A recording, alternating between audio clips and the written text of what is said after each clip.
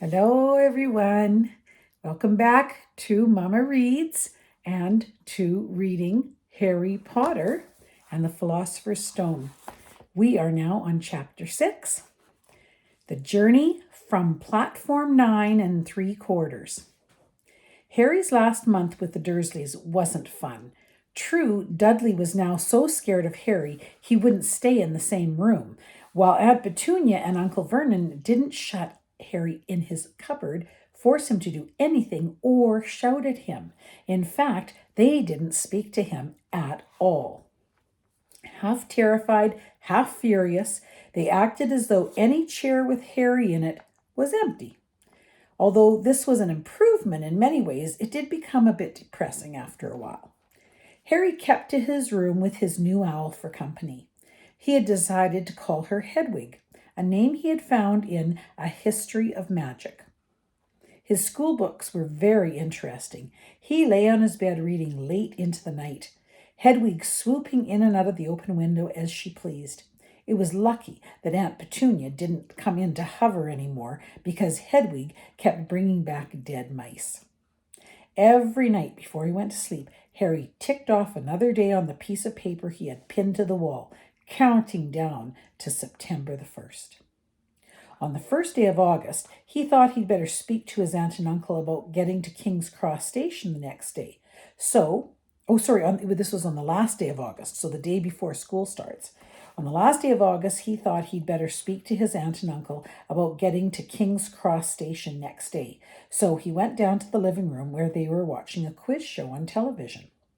He cleared his throat to let them know he was there, and Dudley screamed and ran from the room. Uncle Vernon grunted to show he was listening. I need to be at King's Cross tomorrow to go to Hogwarts. Uncle Vernon grunted again. Would it be all right if you gave me a lift? Grunt. Harry supposed that meant yes. Thank you. He was about to go back upstairs when Uncle Vernon actually spoke. Funny way to get to a wizard's school, the train. Magic carpets all got punctures, have they? Harry didn't say anything. Where is this school anyway? I don't know, said Harry, realizing this for the first time. He pulled the ticket Hagrid had given him out of his pocket. I just take the train from platform 9 3/4 at 11 o'clock, he read. His aunt and uncle stared. Platform what? 9 3/4. Don't talk rubbish, said Uncle Vernon. There is no platform 9 3/4. It's on my ticket. Barking, said Uncle Vernon. Howling mad, the lot of them. You'll see. You just wait. All right, we'll take you to King's Cross. We're going up to London tomorrow anyway. Or I wouldn't bother. Why are you going to London? Harry asked, trying to keep things friendly. Taking Dudley to a hospital, growled Uncle Vernon. Got to have that ruddy tail removed before he goes to Smeltings. I forgot about the tail. Harry woke at 5 o'clock the next morning and was too excited and nervous to go back to sleep. He got up and pulled on his jeans just because he didn't want to walk into the station in his wizard robes. He'd change on the train. He checked his Hogwarts list yet again to make sure he had everything he needed, saw that Hedwig was shut safely in her cage, and then paced the room, waiting for the Dursleys to get up. 2 hours later, Harry's huge, heavy trunk had been loaded into the Dursleys' car. Aunt Petunia had talked Dudley into sitting next to Harry, and they had set off. They reached King's Cross at 10:30. Uncle Vernon dumped Harry's trunk onto a trolley and wheeled it into the station for him. Harry thought this was strangely kind until Uncle Vernon stopped dead, facing the platforms with a nasty grin on his face. Well, there you are, boy. Platform 9. Platform 10. Your platform should be somewhere in the middle, but they don't seem to have built it yet, do they? He was quite right, of course. There was a big plastic number 9 over one platform and a big plastic number 10 over the one next to it. And in the middle, nothing at all. Have a good term, said Uncle Vernon with an even nastier smile. He left without another word. Harry turned and saw the Dursleys drive away. All three of them were laughing. Harry's mouth went rather dry. What on earth was he going to do? He was starting to attract a lot of funny looks because of Hedwig. He'd have to ask someone. He stopped a passing guard but didn't dare mention platform 9 3/4. The guard had never heard of Hogwarts, and when Harry couldn't even tell him what part of the country it was in, he started to get annoyed, as though Harry was being stupid on purpose. Getting desperate, Harry asked for the train that left at 11 o'clock, but the guard said there wasn't one. In the end, the guard strode away, muttering about time wasters. Harry was now trying hard not to panic. According to the large clock over the arrivals board, he had 10 minutes left to get on the train to Hogwarts, and he had no idea how to do it.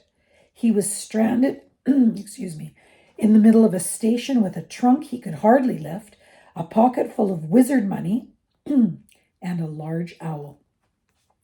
Hagrid must have forgotten to tell him something that you had to do, like tapping the third brick on the left to get into Diagon Alley. He wondered if he should get out his wand and start tapping the ticket box between platforms 9 and 10. At that moment, a group of people passed just behind him, and he caught a few words of what they were saying. Packed with muggles, of course. Harry swung around. The speaker was a plump woman who was talking to 4 boys, all with flaming red hair. Each of them was pushing a trunk like Harry's in front of him, and they had an owl. Heart hammering, Harry pushed his trolley after them. They stopped, and so did he, just near enough to hear what they were saying. Now, where's that platform number? Said the boy's mother. 9 3/4, piped a small girl, also red-headed, who was holding her hand. Mum, can't I go? You're not old enough, Ginny. Now be quiet. All right, Percy, you go first. What looked like the oldest boy marched towards platforms 9 and 10. Harry watched, careful not to blink in case he missed it. But just as the boy reached the divide between the 2 platforms, a large crowd of tourists came swarming in front of him, and by the time the last rucksack had cleared away, the boy had vanished. Fred, you're next, the plump woman said. I'm not Fred, I'm George, said the boy. Honestly, woman, call yourself a mother? Can't you tell I'm George? Sorry, George, dear. Only joking. I am Fred, said the boy, and off he went. His twin called after him to hurry up, and he must have done, because a second later he had gone. But how had he done it? Now the third brother was walking briskly towards the ticket barrier. He was almost there, and then, quite suddenly, he wasn't anywhere. There was nothing else for it. Excuse me, Harry said to the plump woman. Hello, dear, she said. First time at Hogwarts? Ron's new, too. She pointed at the last and youngest of her 4 sons. He was tall, thin, and gangly, with freckles, big hands and feet, and a long nose. Yes, said Harry. The thing is, I don't know how to get onto the platform, she said kindly, and Harry nodded. Not to worry, she said. All you have to do is walk straight at the barrier between platforms 9 and 10. Don't stop and don't be scared. You'll crash into it. That's very important. Best do it at a bit of a run if you're nervous. Go on now before Ron. Okay, said Harry. He pushed his trolley around and stared at the barrier. It looked very solid. He started to walk towards it. People jostled him on their way to platforms 9 and 10. Harry walked more quickly. He was going to smash right into that ticket box, and then he'd be in trouble. Leaning forward on his trolley, he broke into a heavy run. The barrier was coming nearer and nearer. He wouldn't be able to stop. The trolley was out of control. He was a foot away. He closed his eyes, ready for the crash, and it didn't come. He kept on running. He opened his eyes.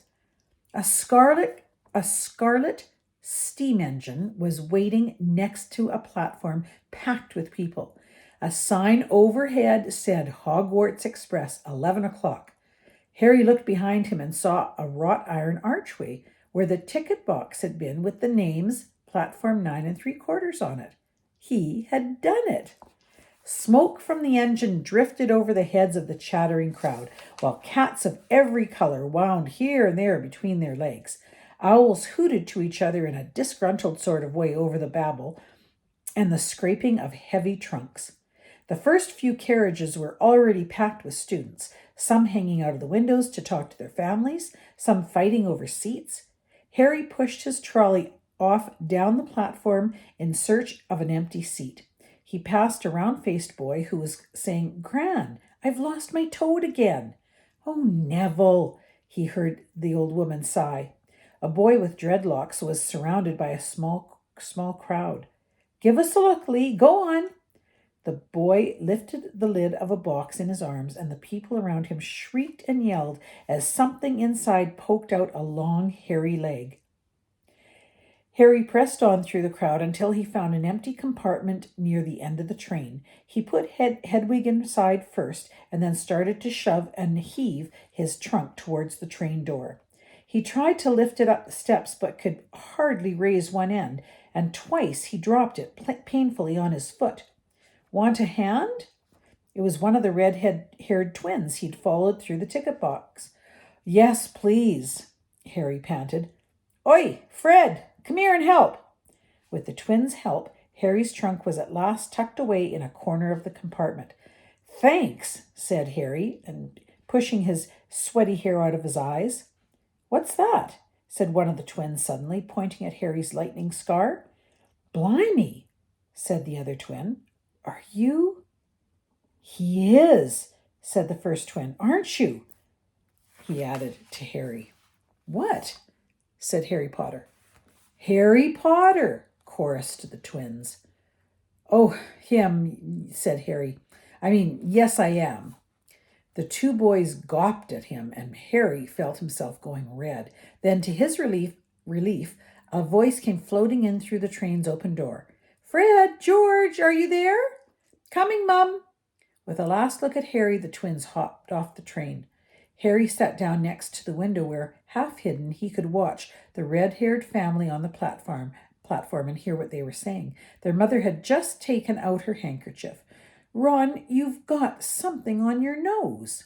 The youngest boy tried to jerk out of the way, but she grabbed him and began rubbing the end of his nose. "Mom, giraffe!" He wriggled free. "Ah, has Ickle Ronnie some fink on his nosy?" said one of the twins. "Shut up," said Ron. "Where's Percy?" said their mother. "He's coming now."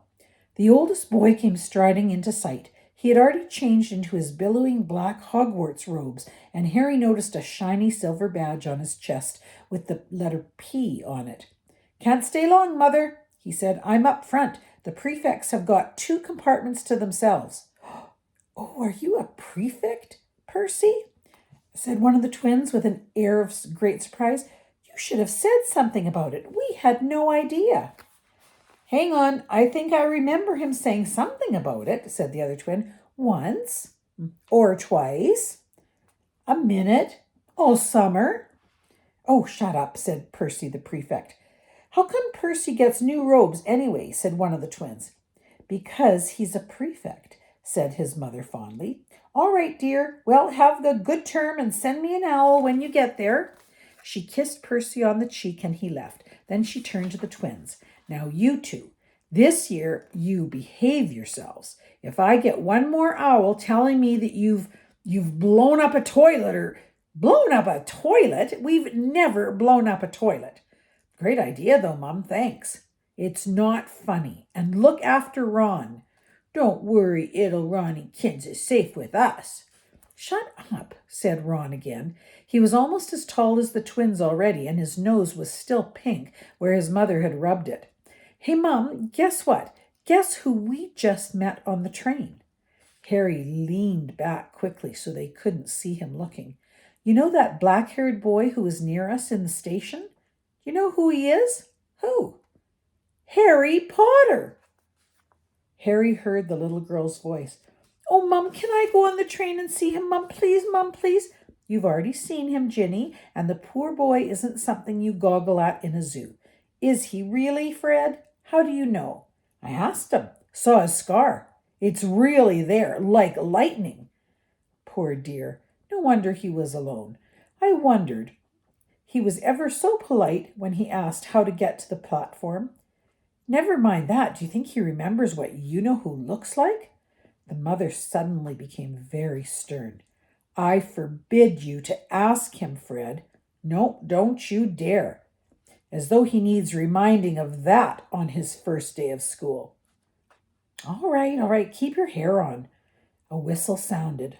Hurry up, their mother said, and the three boys clambered onto the train. They leaned out of the window for her to kiss them goodbye, and their younger sister began to cry. Don't, Ginny. We'll send you loads of owls. We'll send you a Hogwarts toilet seat. George. Only joking, Mum. The train began to move. Harry saw the boy's mother waving, and their sister, half laughing, half crying, running to keep up with the train until it gathered too much speed. Then she fell back and waved.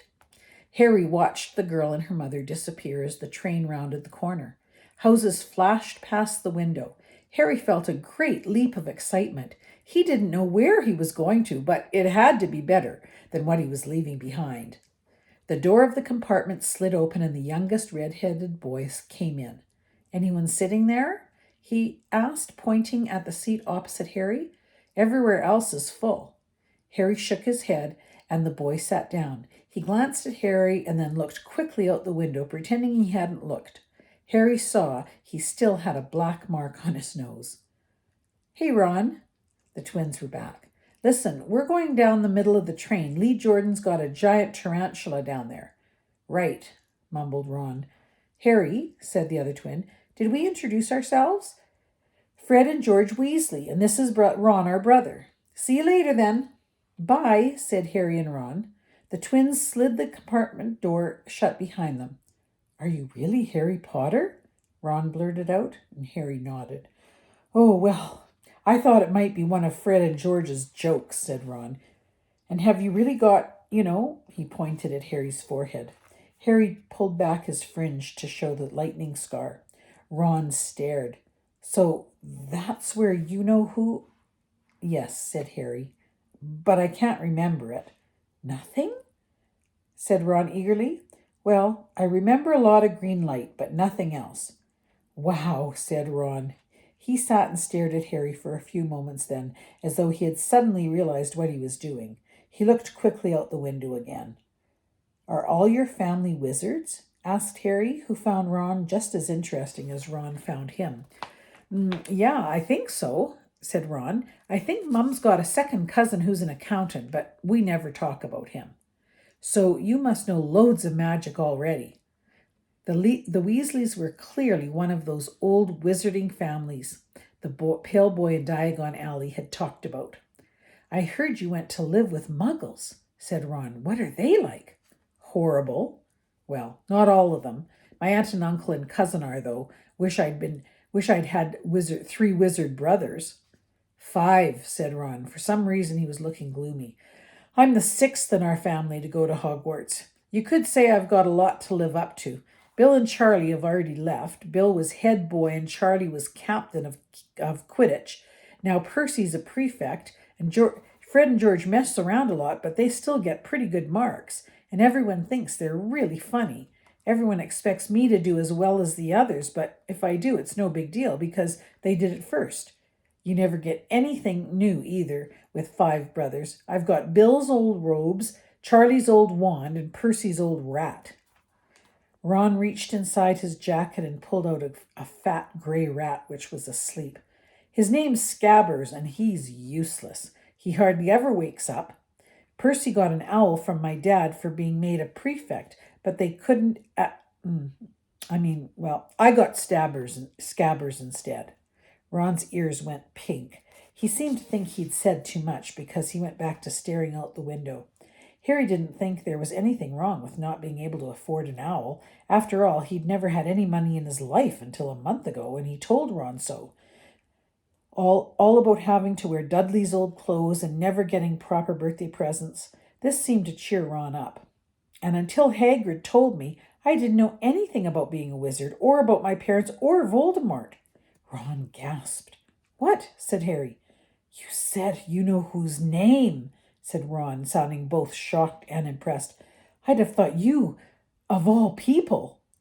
I'm not trying to be brave or anything, saying the name, said Harry. I just never knew you shouldn't. See what I mean? I've got loads to learn. I bet, he added, voicing for the first time something that had been worrying him a lot lately, I bet I'm the worst in the class. You won't be. There's loads of people who come from Muggle families, and they learn quick enough. While they had been talking, the train had carried them out of London. Now they were speeding past fields full of cows and sheep.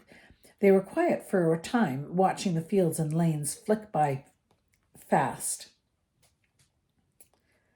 Around 12:30, there was a great clattering outside in the corridor, and a smiling, dimpled woman slid back their door and said, "Anything off the trolleys, dears?" Harry, who hadn't had any breakfast, leapt to his feet, but Ron's ears went pink again, and he muttered that he'd brought sandwiches. Harry went out into the corridor. He had never had any money for sweets with the Dursleys, and now he had pockets rattling with gold and silver. He was ready to buy as many Mars bars as he could carry. But the woman didn't have Mars bars.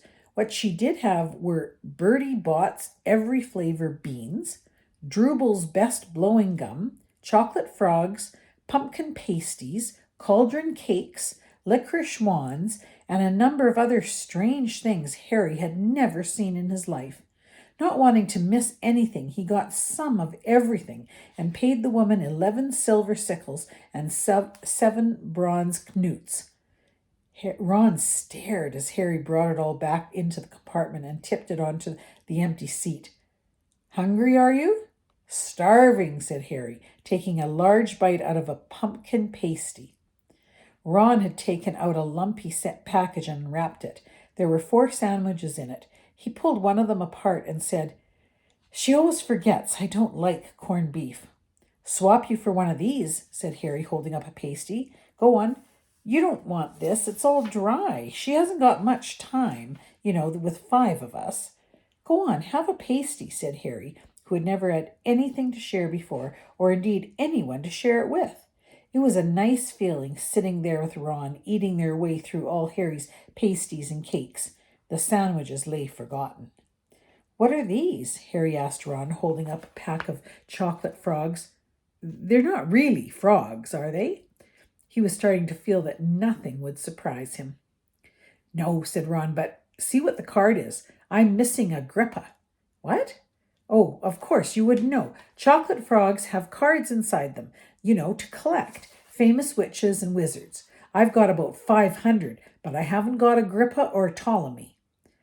Harry unwrapped his chocolate frog and picked up the card. It showed a man's face. He wore half-moon glasses, had a long crooked nose and flowing silver beard and mustache.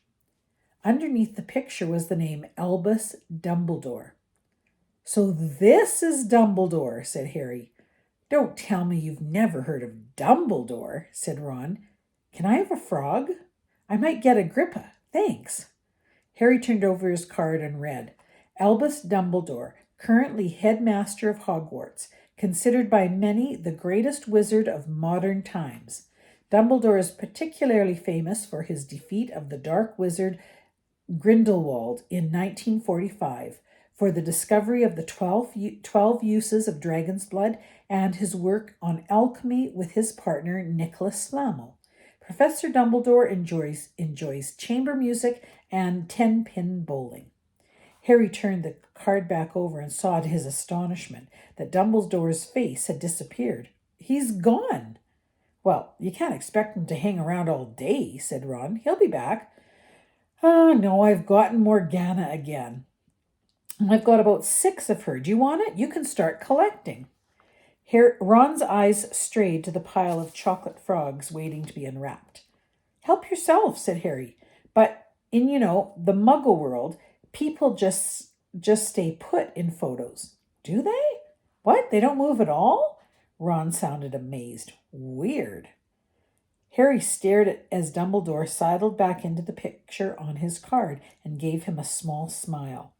Ron was more interested in eating the frogs than looking at the famous witches and wizards cards, but Harry couldn't keep his eyes off them. Soon he had not only Dumbledore and Morgana, but Hengist of Woodcroft, Alberic Grunion, Cirque, Paracelsus, and Merlin. He finally tore his eyes away from the druidess Cleodna, who was scratching her nose, to open a bag of Bertie Bott's every flavor beans. You want to be careful with those, Ron warned Harry. When they say every flavor, they mean every flavor. You know, you get all the ordinary ones like chocolate and peppermint and marmalade, but then you get spinach and liver and tripe. George reckons he had a boogie flavored one once. Ron picked up a green bean, looked at it carefully, and bit into it corner. Ugh! See? Sprouts! They had a good time eating the every flavor beans. Harry got toast, coconut, baked beans, strawberry, curry, grass, coffee, sardine, and was even brave enough to nibble the end off a funny gray one that Ron wouldn't touch, which turned out to be pepper. The countryside now flying past the window was becoming wilder. The neat fields had gone. Now there were woods, twisting rivers, and dark green hills. There was a knock on the door of their compartment, and the round-faced boy Harry had passed on platform 9 3/4 came in. He looked tearful. "Sorry," he said, "but have you seen a toad at all?" When they shook their heads, he wailed, "I've lost him. He keeps getting away from me." "He'll turn up," said Harry. "Yes," said the boy miserably. "Well, if you see him." And then he left. "Don't know why he's so bothered," said Ron. "If I'd brought a toad, I'd lose it as quick as I could. Mind you, I brought Scabbers, so I can't talk." The rat was still snoozing on Ron's lap. "He might have died, and you wouldn't know the difference," said Ron in disgust. "I tried to turn him yellow yesterday to make him more interesting, but the spell didn't work. I'll show you. Look." He rummaged around in his trunk and pulled out a very battered-looking wand. It was chipped in places, and something white was glinting at the end. Unicorn hairs nearly poking out. Anyway, he had just raised his wand when the compartment door slid open again. The toadless boy was back, but this time he had a girl with him. She was already wearing her new Hogwarts robes. "Has anyone seen a toad? Neville's lost one," she said. She had a bossy sort of voice, lots of bushy brown hair, and rather large front teeth. "We've already told him we haven't seen it," said Ron, but the girl wasn't listening. She was looking at the wand in his hand. Are you doing magic?" "Let's see it then." She sat down. Ron looked taken aback. All right." He cleared his throat. "Sunshine Daisies Butter Mellow. Turn this stupid fat rat yellow." He waved his wand, but nothing happened. Scabbers stayed gray and fast asleep. "Are you sure that's a spell?" said the girl. "Well, it's not very good, is it? I've tried a few simple spells just for practice, and it's all worked for me. Nobody in my family's magic at all. It was ever such a surprise when I got my letter, but I was ever so pleased. Of course, I mean, it's the very best school of witchcraft there is, I've heard.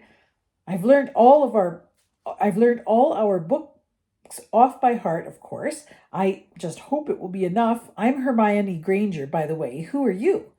She said all this very fast. Harry looked at Ron and was relieved to see his stunned face, that he hadn't learned all the set books off by heart either. "I'm Ron Weasley," Ron muttered. "Harry Potter," said Harry. "Are you really?" said Hermione. "I know all about you, of course. I got a few extra books for background reading, and you're in modern magical history and the rise and fall of the dark arts and great wizarding events of the 20th century. "Am I?" said Harry, feeling dazed. "Goodness, didn't you know? I'd have found out everything I could if it was me," said Hermione. "Do either of you know what house you'll be in? I've been asking around, and I hope I'm in Gryffindor. It sounds by far the best. I hear Dumbledore himself was one. But I suppose Ravenclaw wouldn't be too bad. Anyway, we'd better go off and look for Neville's toad. You two had better change. You know, I expect we'll be there soon." And she left, taking the toadless boy with her. "Whatever house I'm in, I hope she's not in it," said Ron.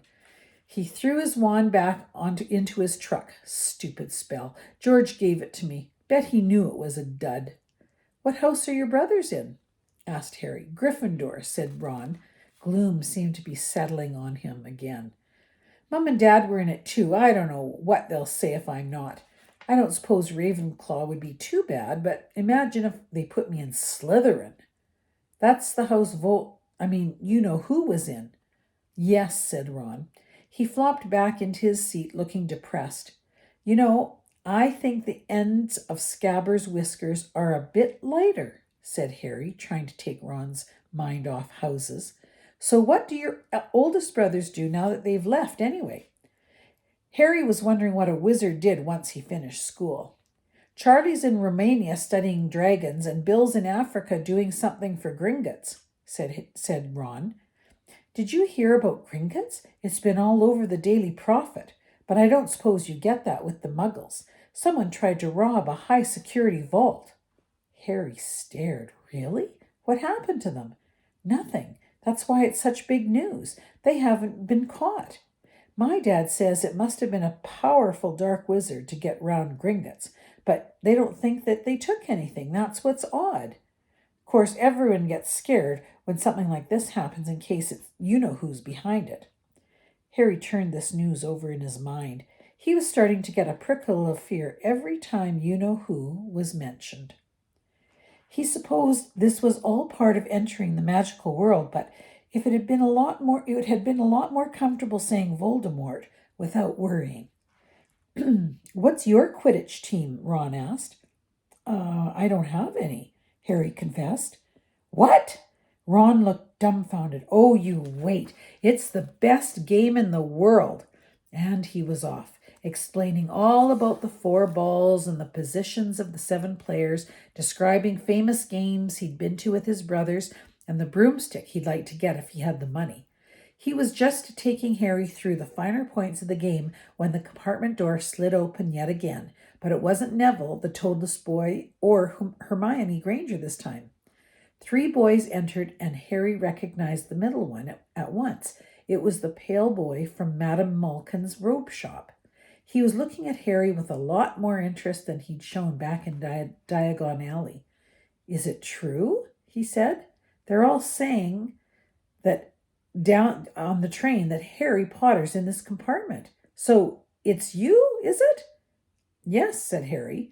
He was looking at the other boys. Both of them were thick-set and looked extremely mean. Standing either side of the pale boy, they looked like bodyguards. Oh, this is Crabbe and this is Goyle, said the pale boy carelessly, noticing where Harry was looking. And my name's Malfoy, Draco Malfoy. Ron gave a slight cough, which might have been hiding a snigger. Draco Malfoy looked at him. Think my name's funny, do you? No need to ask who you are. My father told me all the Weasleys have red hair, freckles, and more children than they can afford. He turned back to Harry. You'll soon find out some wizarding families are much better than others, Potter. You don't want to go making friends with the wrong sort. I can help you there. He held out his hand to shake Harry's, but Harry didn't take it. I think I can tell who the wrong sort are for myself, thanks, he said coolly. Draco Malfoy didn't go red, but a pink tinge appeared on his pale cheeks. I'd be careful if I were you, Potter, he said slowly. Unless you're a bit politer, you'll go the same way as your parents. They didn't know what was good for them either. You hang around with riff-raff like the Weasleys and that Hagrid, and it'll rub off on you. Both Harry and Ron stood up. Ron's face was as red as his hair. Say it again. Oh, you're going to fight us, are you? Malfoy sneered. Unless you get out right now, said Harry, more bravely than he felt, because of Crabbe and Goyle were a lot bigger than him or Ron. But we don't feel like leaving, do we, boys? We've eaten all our food, and you still seem to have some. Goyle reached towards the chocolate frogs next to Ron. Ron leapt forward, but before he had so much touched Goyle, Goyle let out a horrible yell. Scabbers the rat was hanging off his finger. Sharp little teeth sunk deep into Goyle's knuckle. Crabbe and Malfoy backed away as Goyle swung Scabbers around and around, howling, and when Scabbers finally flew off and hit the window, all three of them disappeared at once.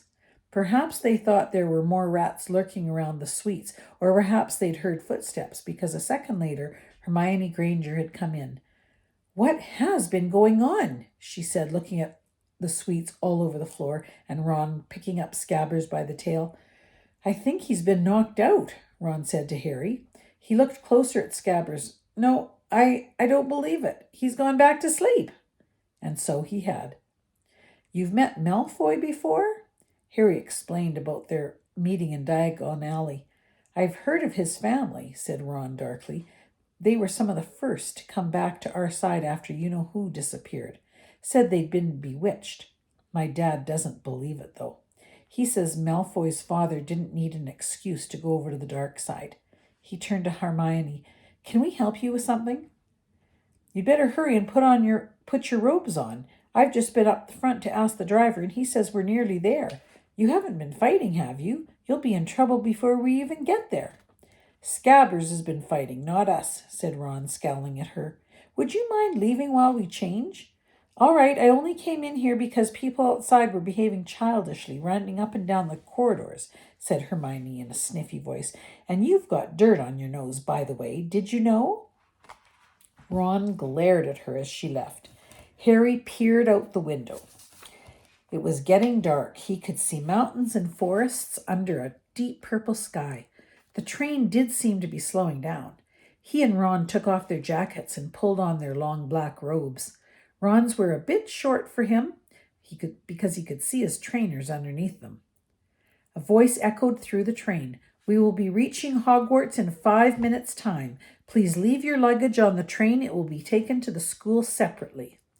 Harry's stomach lurched with nerves, and Ron, he saw, looked pale under his freckles.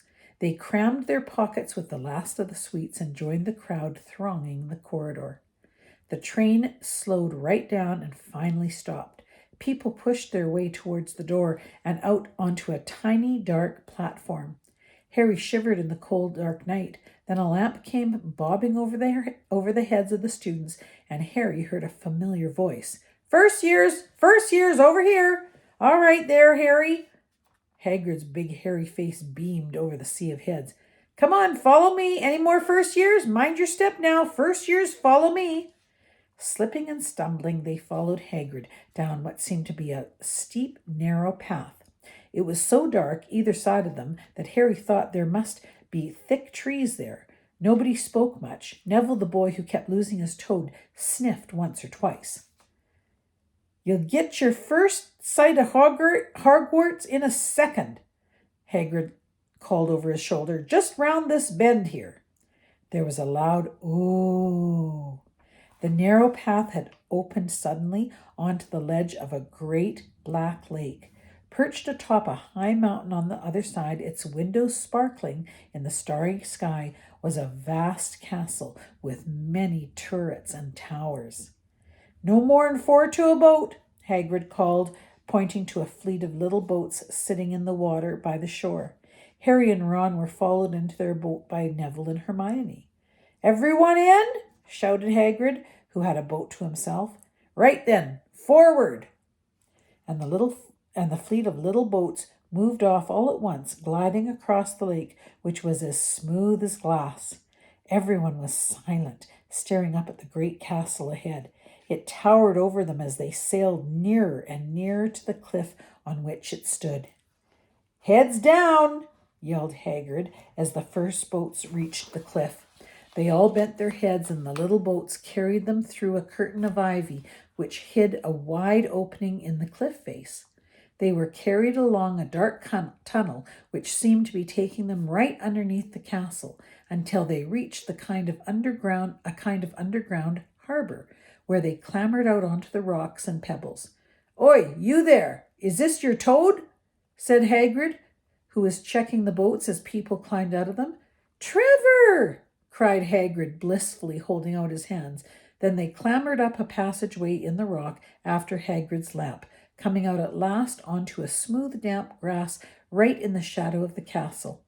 They walked up a flight of stone steps and crowded around the huge oak front door.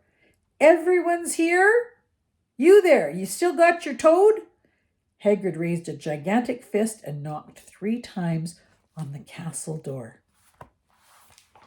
I'll see you again soon for the next chapter.